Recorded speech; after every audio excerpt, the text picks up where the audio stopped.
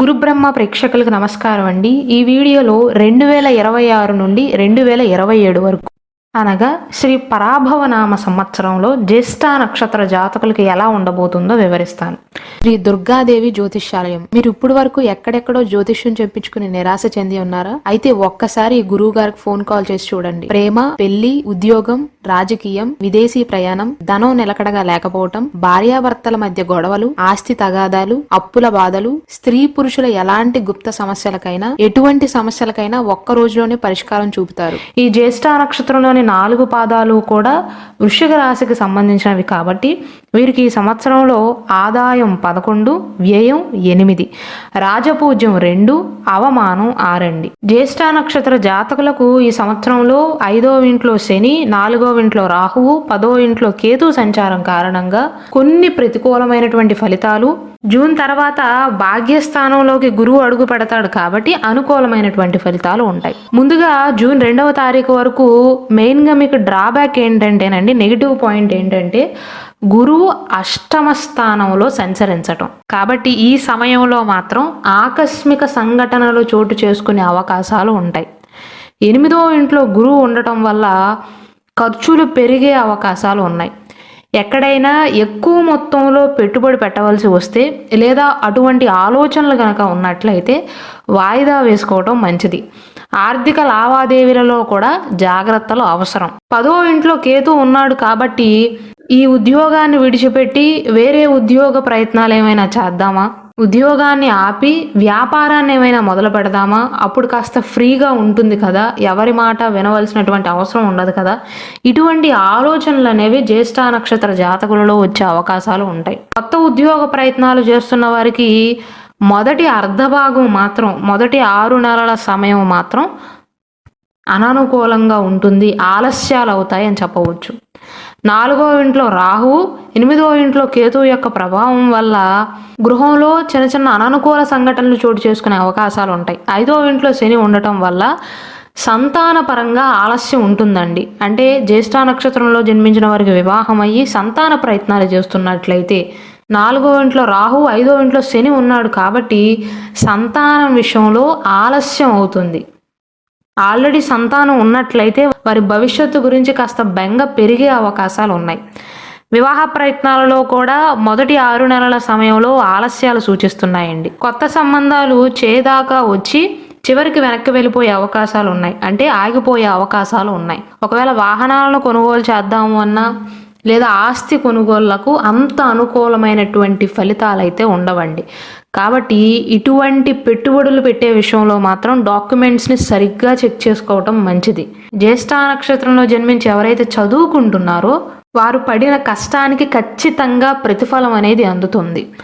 అయితే మొదటి 6 నెలల సమయంలో జ్యేష్ఠ నక్షత్ర జాతకులు చాలా వరకు అన్ని విషయాల్లో కాస్త ఆలస్యాలను, ఆటంకాలను ఎదుర్కొంటారు. కాబట్టి అష్టమ గురువు యొక్క ప్రభావాన్ని గుర్తుంచుకొని కొంచెం జాగ్రత్తలు తీసుకోవటం మంచిదండి. అయితే జూన్ 2వ తారీఖు తర్వాత నుండి అక్టోబర్ మాసం వరకు గురువు భాగ్యస్థానంలో సంచరిస్తాడు. ఇది ధనానికి, అదృష్టానికి, విజయానికి అత్యంత శుభప్రదమైనటువంటి కాలంగా చెప్పవచ్చు. అష్టమ గురు ప్రభావం నుండి ఉపశమనం అనేది లభిస్తుంది.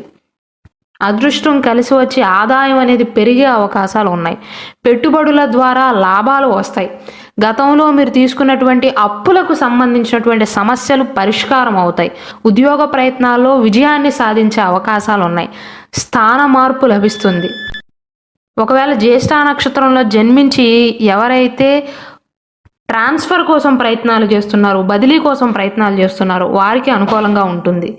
9వ ఇంట్లో గురుబలం అనేది బాగుంది కాబట్టి వృత్తిపరంగా స్థిరత్వం, పెద్దల నుండి మద్దతు లభిస్తుంది. గురువు 9వ ఇంట్లో ఉండి 5వ ఇంటిని వీక్షిస్తున్నాడు కాబట్టి విద్యార్థులకు విద్యాపరమైనటువంటి అవకాశాలు అనేవి పెరుగుతాయండి. కుటుంబంలో ఆనందం, ప్రశాంతత ఉంటాయి. సంతాన యోగానికి ఇది అత్యంత శుభకరమైనటువంటి కాలంగా చెప్పవచ్చు. 5వ ఇంట్లో శని ఉన్నప్పటికీ కూడా గురువు యొక్క దృష్టి అనేది బలాన్ని ఇస్తుంది. అలాగే 9వ ఇంట్లో ఉండేటువంటి గురువు ఈయన యొక్క శుభదృష్టి అనేది జన్మం పైన పడుతుంది కాబట్టి, జన్మరాశి పైన అంటే వృశ్చిక రాశి పైన పడుతుంది కాబట్టి వివాహ ప్రయత్నాలకు కానీ శుభ కార్యక్రమాలకు కానీ అనుకూలమైనటువంటి కాలంగా చెప్పవచ్చు. 9వ ఇంట్లో అనుకూలమైనటువంటి గ్రహమైన గురువు ఉండటం, 1వ ఇంటిపైన 5వ ఇంటిపైన శుభగ్రహమైనటువంటి గురువు యొక్క దృష్టి కారణంగా వాహనాన్ని కొనుగోలు చేద్దాం అనుకుంటున్న స్టాక్ మార్కెట్లలో కానీ, ట్రేడింగ్లో కానీ, షేర్ మార్కెట్లలో కానీ, లేదా రియల్ ఎస్టేట్లో కానీ ఎక్కడైనా పెద్ద మొత్తంలో పెట్టుబడులు పెట్టాల్సి ఉన్నట్లయితే ఈ సమయం అనుకూలమే. అయితే 4వ ఇంట్లో రాహు ఉన్నాడు కాబట్టి కుటుంబానికి సంబంధించినటువంటి ఆస్తులను కొనుగోలు చేసే విషయంలో కొంచెం జాగ్రత్తలు తీసుకోవాలి. విద్యార్థులకు కూడా ఈ సమయం అనేది అనుకూలంగా ఉంటుందండి. అక్టోబర్ 31వ తారీఖు తర్వాత గురువు భాగ్యస్థానాన్ని విడిచిపెట్టి కర్మస్థానంలోకి వెళ్తాడు, 10వ ఇంట్లోకి వెళ్తాడు. 10వ ఇంట్లో ఆల్రెడీ కేతు ఉన్నాడు కాబట్టి ఇది గణేష యోగాన్ని ఏర్పరుస్తుంది. వృత్తిపరంగా కేతువు ఇచ్చే అననుకూలమైనటువంటి ఫలితాలు అనేవి కాస్త తగ్గే అవకాశాలు ఉంటాయి. ఆర్థిక పరంగా ఆదాయం అనేది స్థిరంగా ఉంటుందండి. కాకపోతే అక్టోబర్ మాసం ముందు వరకు ఏవైతే మంచి ఫలితాలు ఉన్నాయో అవి కంటిన్యూ అవ్వవు, కాస్త తగ్గే అవకాశాలు ఉన్నాయి. కానీ మీరు పనిచేసే ప్రదేశంలో మాత్రం అనుకూలతలు అనేవి పెరగవచ్చు. కానీ నిర్ణయాలను తీసుకునే విషయంలో మాత్రం జ్యేష్ఠ నక్షత్ర జాతకులకు గందరగోళ వాతావరణం ఏర్పడే అవకాశాలు ఉన్నాయి. ఉద్యోగపరమైనటువంటి మార్పులు చేయాలి అనుకునేవారు కాస్త జాగ్రత్తలు తీసుకోవాలి. అంటే మెరుగైన ఉద్యోగ ప్రయత్నాలు చేస్తున్నవారు చేయవచ్చు, కానీ ఉన్న ఉద్యోగాన్ని విడిచిపెట్టవద్దు. 10వ ఇంట్లో ఉన్న గురువు మాతృస్థానాన్ని వీక్షిస్తున్నాడు, 4వ ఇంటిని చూస్తున్నాడు. కాబట్టి 4వ ఇంట్లో రాహు యొక్క ప్రభావం నుండి కాస్త ఉపశమనం లభిస్తుంది. అక్టోబర్ మాసం తర్వాత నుండి గృహంలో కాస్త ప్రశాంతత అనేది నెలకొంటుంది. రాహువు 4వ ఇంట్లో డిసెంబర్ 5వ తారీఖు వరకు ఉంటాడండి. కాకపోతే ఈ సమయంలో గురువు యొక్క దృష్టి ఉంది కాబట్టి రాహు ప్రభావం అనేది కాస్త తగ్గే అవకాశాలు ఉన్నాయి. స్థిరాస్తులు కొనుగోలు చేయడానికి, భూములు కొనుగోలు చేయడానికి, వాహనాన్ని కొనుగోలు చేయడానికి కూడా మంచి అవకాశాలు లభిస్తాయి. అక్టోబర్ మాసం తర్వాత నుండి చదువుకుంటున్నటువంటి జ్యేష్ఠ నక్షత్ర విద్యార్థులకు మిశ్రమ ఫలితాలు సూచిస్తున్నాయి.